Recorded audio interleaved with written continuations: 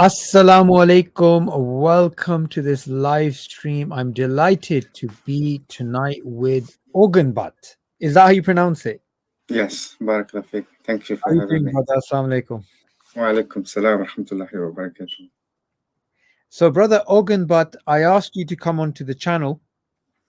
You're somebody that converted to Islam, and you're from Mongolia, Yeah, the I land was of the born in Genghis Mongolia. Khan, the land of Genghis Khan. So, firstly, when people think of Mongolia, they think of wrestling, they think of archery, they think of mountains, the steppes, horses, Genghis Khan's devastating army, and Mongols are seen as people who are really ferocious. But here you are smiling, and you're coming on this live stream. You're breaking that stereotype of Mongols. So I've been to Mongolia. It's a fantastic place with fantastic people. So tell us a little bit about Mongol culture and where you're from. Yeah, I'm from a city called Cherbolson. It's on the east of Mongolia. And that's where I grew up and also born as well. Yeah.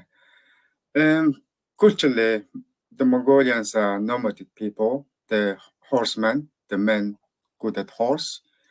Like you said, we are good at, I mean, our culture is based on men's sport, the horse racing, wrestling, and archery.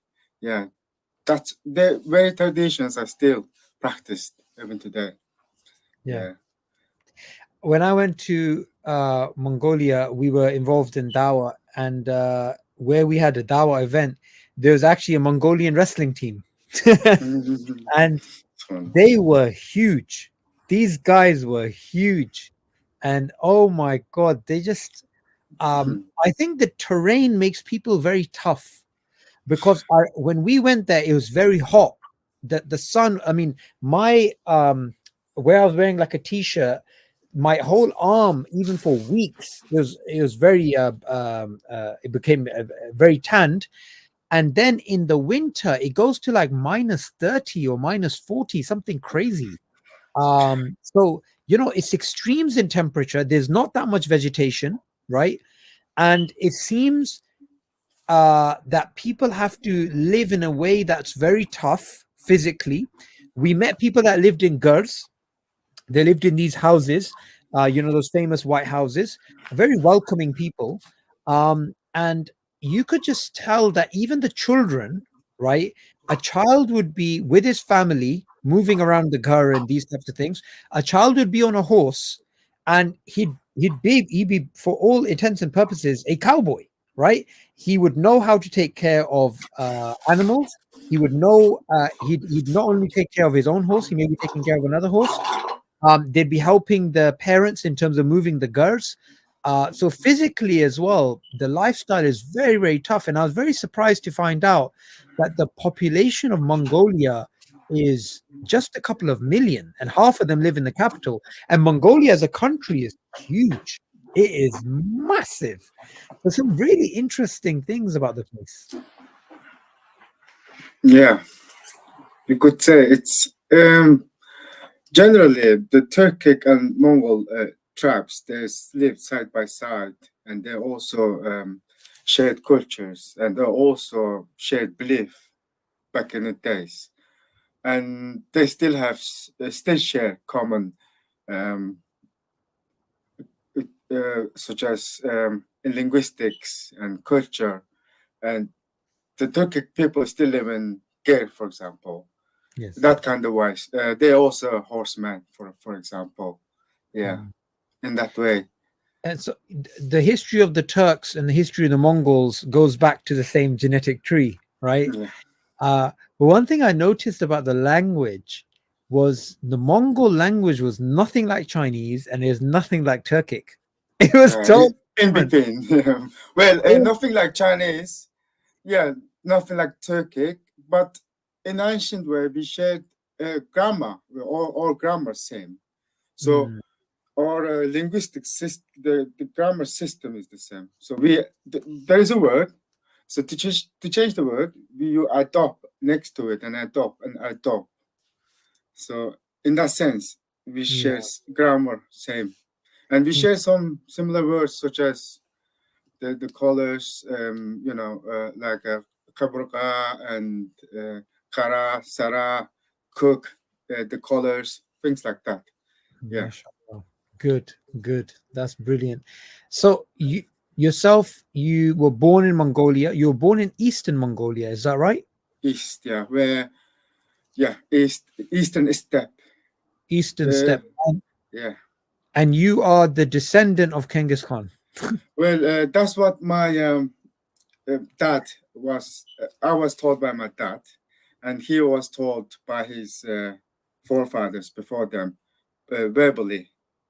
So I trust my dad in that sense. Yeah, yeah. And the Because area, he yeah, was born the province where Genghis Khan was born, Kinti province. Yeah, so your family's from the very region that Genghis Khan is from. yeah, Yeah. And obviously the population of Mongols back then was very low.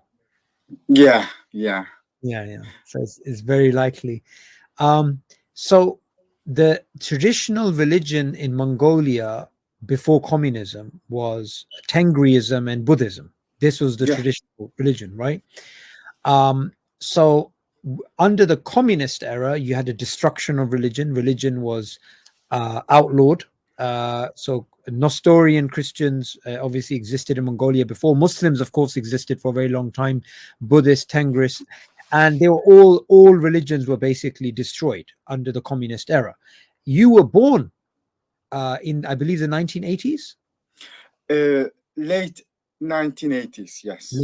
So that's Yeah. still the communist era. That's Yeah, still the I communist was era. born, yeah, during communist era, and by the time I was very young, 5, 6, it was during the collapse of the Soviet Union. Yeah, Yeah. where the transition times went from communism to democracy.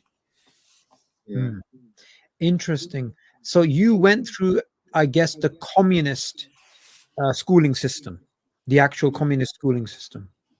I was a child, wasn't conscious back then, but I clearly remember going to school from kindergarten and year one onwards. Yeah. Yeah. In many of these communist states or ex-communist states, once communism collapsed, the education system carried on with a lot of the atheistic teachings in school. Yes. So I met a girl from Ukraine in Speaker's Corner some years back, and before she started believing in God, she used to be an atheist in Ukraine, and she went through the education system after the collapse of the Soviet Union, and it's still atheistic. So I'm assuming it's the same in Mongolia.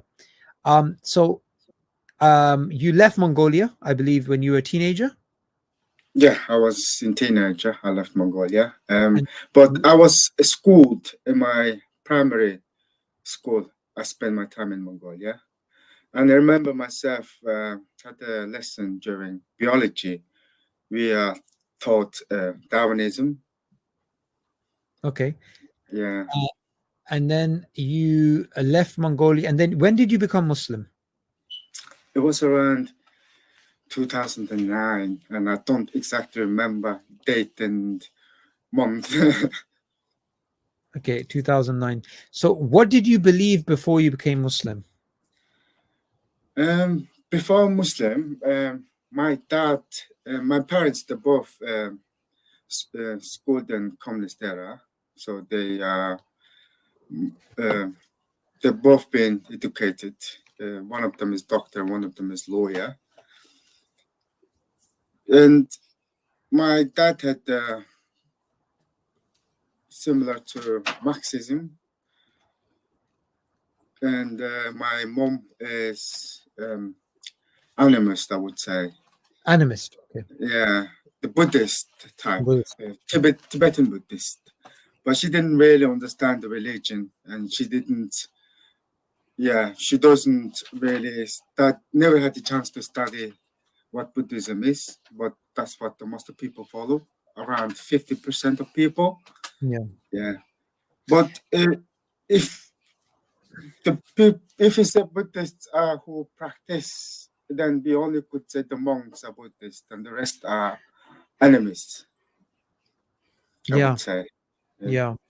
When I was in Mongolia with Isa some months back, we came across people who were Buddhist. They Mhm. had the Buddhist idols or symbols, but they don't know.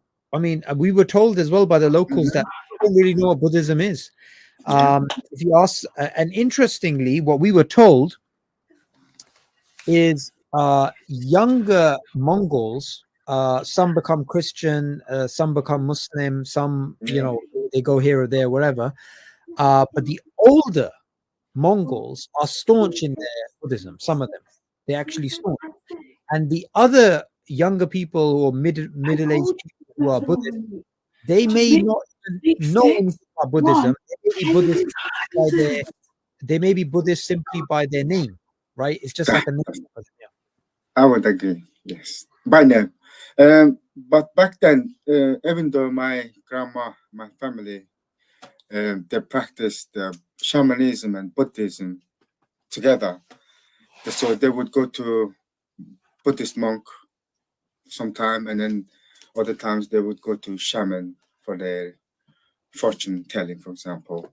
Yeah, it was very common during my childhood. I was exposed to the shamans' rituals and Ooh. Buddhist. Yeah, I still remember how the superstitious, belief and things were being said. You know, yeah, that's how the environment where I grew up. And we also been told that we are descendants of Genghis Khan and we should be proud of him. And we are very proud of it, very proud. Yeah. And yeah, and also from history, we also know that Genghis Khan himself believed in Tingri, monk Tingri. It's So from my research, what I found out was he found the belief from the uh, Manichaeism. So he received Manichaeism through Turkic people, and if you know, the Zoroastrianism was one of the mixed ideology in the Manichaeism. Uh, the one of the god called Ahura Mazda Yes. was the he worshipped him. We believed, Right. yeah. So he when that belief that God worshipped in our language, it was translated into Munktingri, which means eternal sky or sky god. Yeah, Hmm. so that's how we began to know. So in ancient times during the Mongol Empire, you would see letters starting with in the name of the eternal sky, Munktingri. So that's where the belief has come from. Hmm. And this belief is, something which shaped the mindset of the Mongols, right? Their burial rituals. I mean, religion was very important to them, Mhm. and shamanism. I mean, having these shaman, having these witch people doing, these animistic type of practices, is also something quite important. And even today, you see these shrines. You see these shrines in when we went to Western Mongolia, we actually see Shintoism, right? You actually see that. So there's religion has always been very important in that region. So you obviously came from a background in which there are family members who are practicing certain religious practices, but then you left and you came to the UK, right? Mhm. When you Yeah. were what, 18, and you looked into Islam. So how did that happen? Well, it had to happen basically. I was working with some brothers, and we had conversation, and one of them started. I don't know how his conversation was started. We ended up questioning. Ended up he telling me, whoever heard Prophet Muhammad in his lifetime, uh, and then he would have to die as a Muslim. Otherwise, you know, there is no, he's not saved. Hmm. So I thought myself, okay, let's say whoever not heard Muhammad, then how about people who have ever chance to hear his name? For example, the people far from the civilizations, for example, indigenous people, for example. Yes. So I came up with the question saying, how about people who had never have a chance to hear his name? He said, Allah will judge them in his own way, justly. So I said to myself, that's fair enough, because if there is a creator, he has to do it fairly. Yes. Yes. Yeah. So I had no question after that. So not only that, the Islamic monotheism, the Tawheed, Tawheed. Yes. attracted me a lot. That's the only reason I became a Muslim. They, I generally studied other religions, and there's always something in a way, person or something, object in a way. So in Islam, you will directly interact with the Creator directly. There is nothing in between. So this is pure monotheism. So I have to. This is the truth. Yeah.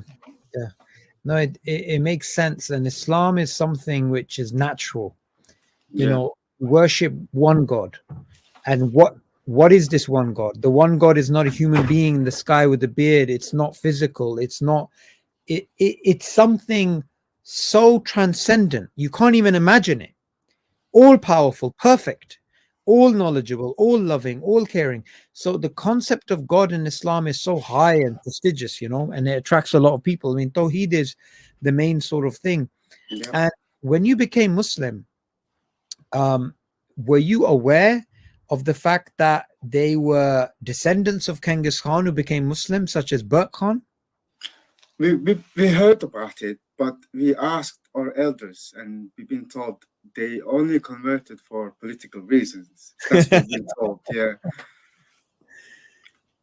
And because during communist era, we really been taught the history. The history been taught, being written by the Soviets.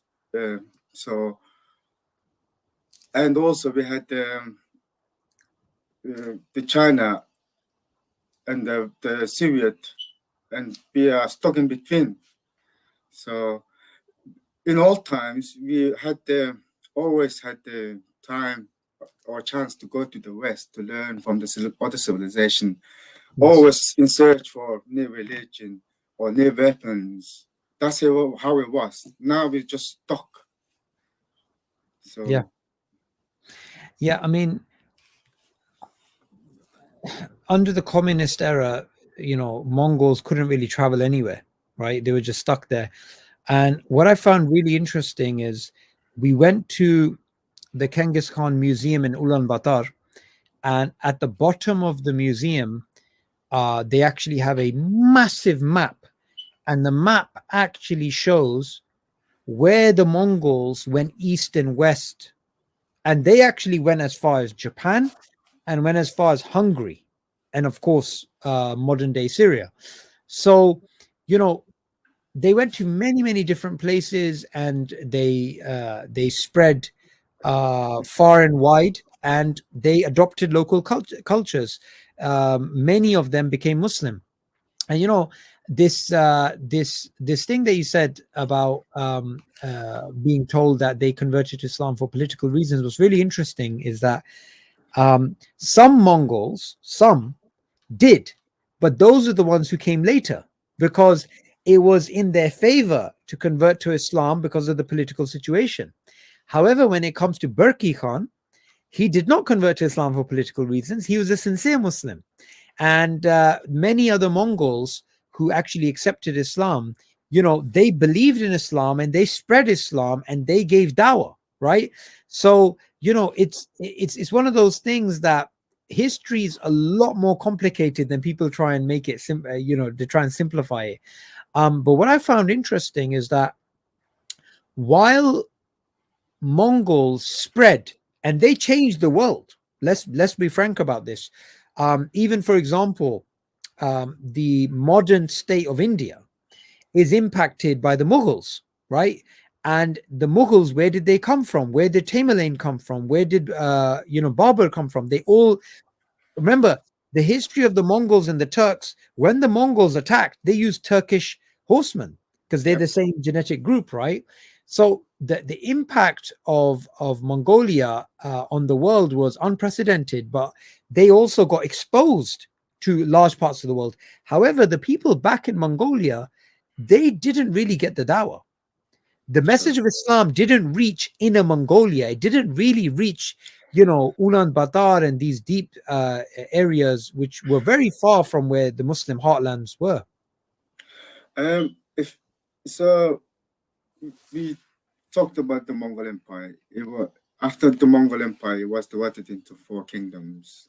So one is Golden Heart in the Central Asia and Eurasia, East Europe, and the one in Middle Persia, El Khanate, and one is Chagatai Khanate, the one you mentioned, where Timur Khan is lineage is from.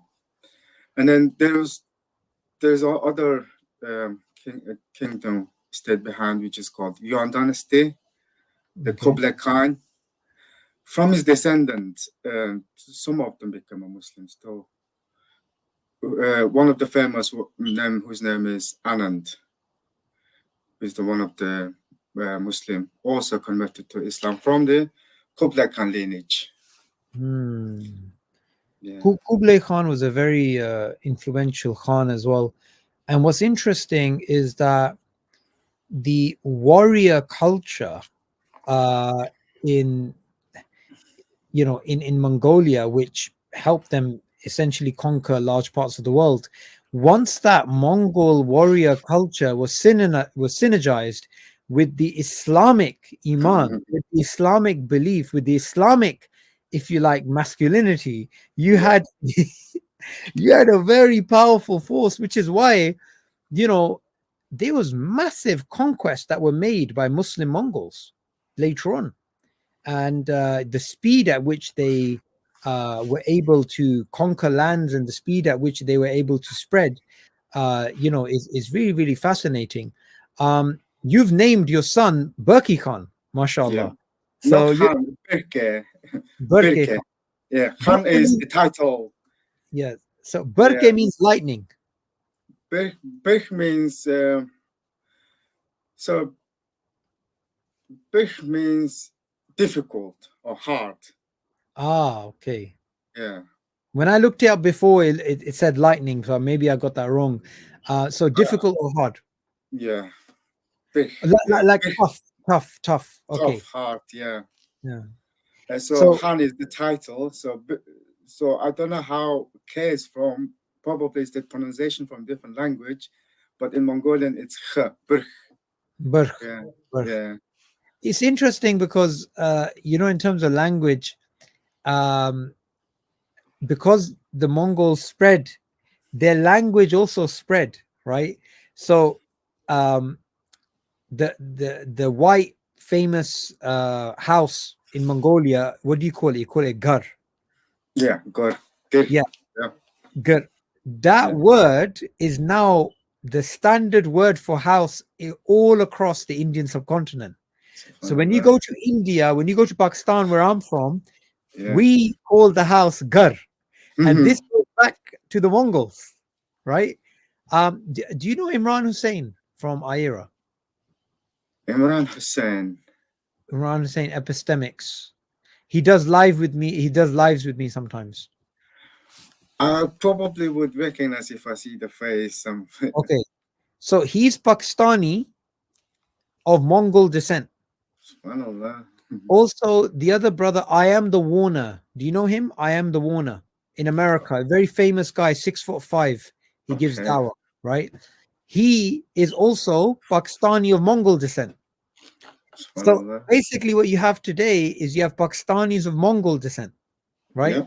And Possible. they still have names like Chatgai, Chugtai, Chugtai. Mhm. Yeah. Yeah, they have these particular things. So, one of the things that me and you spoke about is We want to spread Islam to the Mongols, inshallah, online, Inshallah. offline. Mongols are people who are quite principled and they're quite conservative. Um, there is a type of thirst for religion. One of the things that I found out when I was in Mongolia is that Mongols are converting to Mormonism. There's actually Mormon churches. So religion was banned in the 1990 in the 1990s. There was restrictions which were relaxed, and people started coming in and preaching. And you had Japanese missionaries that traveled. They came over as well. Korean, no, sorry, Japanese, Korean missionaries. They traveled, they went there as well. And so there's a type of revival. And from my understanding, what I was told when I was there on the ground is a lot of young Mongols, they want to travel, they want to Mhm. go to the West, they want to go to these places. So what's some popular destinations for these Mongols? Where do they like to travel to? Yeah, lots of Mongols abroad these days, mostly in America and South Korea, some in Europe, and they have um, good amount of Christian Mongolian communities across America or in South Korea, yeah, and in Mongolia. Hmm. And you yourself, you give dawah to Mongols online? I try to, yeah, when I have chance, but usually, I'm very busy with my life. Yeah, when I have a chance, I would like to give it our, Yeah. inshallah. Yeah. And we spoke about developing new Muslim resources because you said there's really nothing for Mongols. Yeah, we have a really good news. Last 2 months, we have three brothers converted to Islam, the Mongols. Um, they are competitors of international horse archery. Wow. Yeah, and they run their own horse archery academy in Mongolia. So for Muslims, you know your destination is now. You have MashaAllah. Muslim horseman archery waiting for you. MashaAllah. Where are they based? Um, I'm not really sure. I haven't been to. I haven't been there yet. I will find out. I can for you Okay. if you want. Okay. No, no, that's very, very good. That's very, very good. So, you know, one of the reasons I wanted to bring you on the channel is to show the importance of dawah because somebody gave you dawah and you became Muslim. All right. Yeah. And Islam is something very easy. You know, Tawheed. You said Tawheed is Mm-hmm. what led you to Islam, right? Mm-hmm. And so we must get the message of Tawheed to the Mongols. Yeah. It's a beautiful place. I'm not sure if you saw the IRA video of Mongolia I've seen it. when Yeah. we went there. Yeah, yeah. So I inshallah, we saw. must. I saw brother Abdurrahman Green having a beautiful hat on, long dress. Good, MashaAllah, beautiful. good, good, good, good. So Yeah. Sorry. So we were talking about Mongolian dawa materials. yes. I mean, dawa materials in Mongolian language. From my experience, I couldn't find. We have some Qurans translated in Mongolians, but it's not enough, and we need more Qurans or translation in Mongolian language, in linguistic high academic standard level, where we can challenge academic, and it hasn't been developed, unfortunately. Mhm. It's Christianity and has its very strong position in Mongolia. So we are very far behind in Yeah. terms of Dawa. And then there's Buddhism, Yeah. Tengrism. Yeah, Buddhism, Tengrism, Everyone Shintoism. is there, to be honest. Yeah. Yeah, yeah. Brilliant. Inshallah, you know, even if it takes years, we have to eventually, you know, go Inshallah. back there. We have to work. There's a lot of stuff we can do online as well. So I'm very happy to have met you. And, you know, thank you so much for coming on my channel. It's like very late now, and I'm sure you've got work tomorrow as well. But any last message you want to give to the Muslims who are watching about Islam in Mongolia? Yeah. In generally, for Muslims, I mean, for everyone, generally, the, yeah, submit to Allah and sooner or later we will all die. Submit to Allah before you die. That's That's a all I have pretty to say. simple message. That's Yeah, it's as simple as that. It's as simple as yeah, that. yeah. You don't know when is your time is up. So Yeah, yeah. start Well, from now on. Yeah. my experience of Mongolians is that they're pretty direct. So that's a pretty direct message. Very, most of the Mongolians are very honest people.